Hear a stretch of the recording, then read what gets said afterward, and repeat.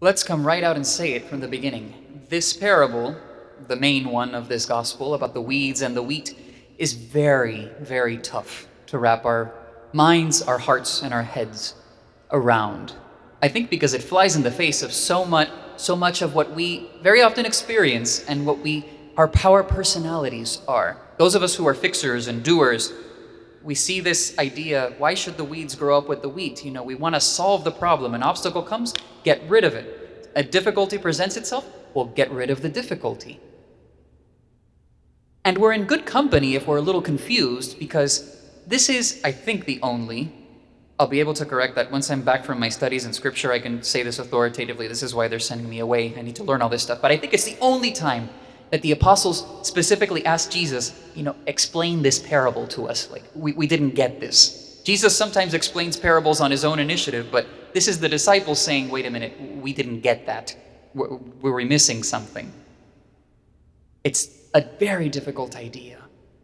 And yet, we have the answer, not just in Jesus' explanation of the parable, but in what he told us. That's why we did this whole longer version. There's an option to shorten this gospel passage, but I think it's almost a crime to do that, because you have to think of what we just heard as like a nice steak sandwich.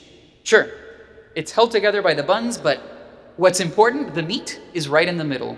And it's precisely what Jesus says about the kingdom of heaven being like a mustard seed or like yeast.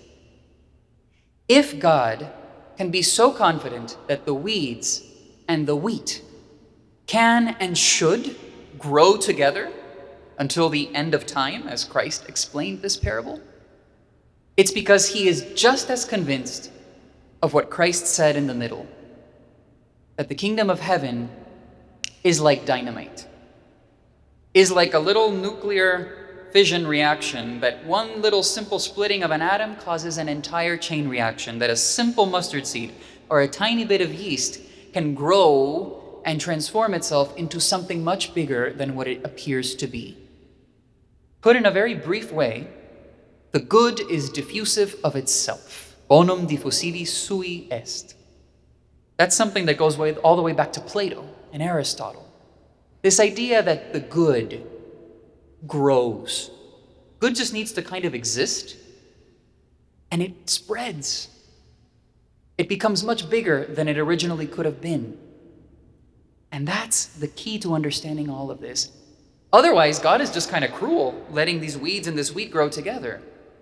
Christ can only say with authority that this will happen because he is utterly convinced that the goodness that he is, the goodness that God has, the goodness that he plants into our hearts, can become bigger. And in fact, everything we believe as Catholic Christians basically revolves around this core concept that one very good thing that happened, Christ's death and resurrection for us, can outdo and can basically get rid of and overcome all of the weeds, all of the gunk, all of the sin that ever has, that is currently, and that ever will be committed. That's the core of our faith. And it might be hard to see that. We'd be very easily excused. We can look around today and we see lots of weeds. We see pandemics. We see unrest. We see instability. We see all sorts of things. And it's very easy to picture ourselves enclosed in that forest of weeds. And yet the good is diffusive of itself. I shared with our 8th graders a couple of weeks ago when we had our graduation here in the church. I shared with them a story about an experience I had when I was grocery shopping a couple of months before the pandemic hit. I was about to leave the store and immediately I heard, "Alex!" And as I'm turning to the voice, I knew it had to be someone who knows me from, BC, before Christ, before I was ordained, because they call me Alex and not Father Alex. And sure enough, when I saw this woman, it was someone who had been in high school with me. She was 4 years ahead of me. She was a senior when I was a freshman. And really our only connection was that she was in the color guard and I was in the band playing my alto saxophone. So that's really the only connection we had, but we recognized each other. And in that very brief conversation, she opened up a lot and she shared that she had been through some very difficult things in her life involving drugs and addictions and other difficulties that she'd had to come through.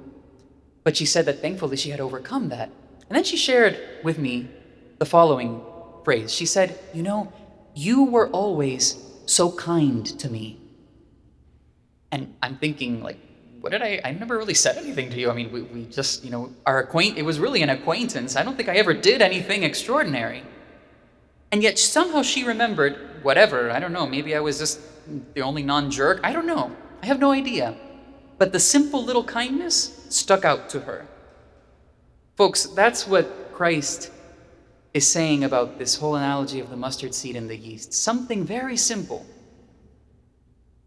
beyond our comprehension, can just kind of stand out and overcome, in a way, whatever difficulties there are. So the invitation from the Lord is to focus on the good. Focus on the good where it is, because it will grow. It will become diffusive of itself. Our faith, everything we believe in, hinges on that concept. The Lord has done it, He's promised it, and He will bring it to completion.